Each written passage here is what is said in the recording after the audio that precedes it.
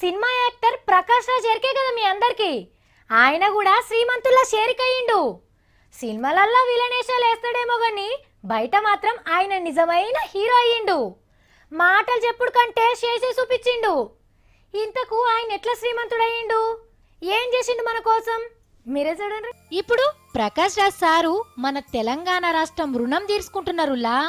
ఊళ్ళో ఆలత్ మార్చే గ్రామజ్యోతి పథకం ప్రకాష్ రాజ్ సార్కి బాగా నచ్చినట్టున్నది. మహబూబ్ నగర్ జిల్లా కేశంరెడ్డిపల్లె మండలంలో ఉన్న కొండారెడ్డిపల్లె అనే ఊర్ని దత్తత తీసుకుంటున్నాడు.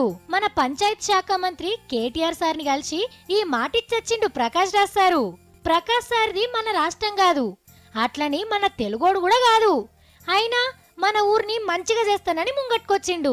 మరి ఈ యాక్టర్లను మనం మనోడని మందోడని చూసినామా?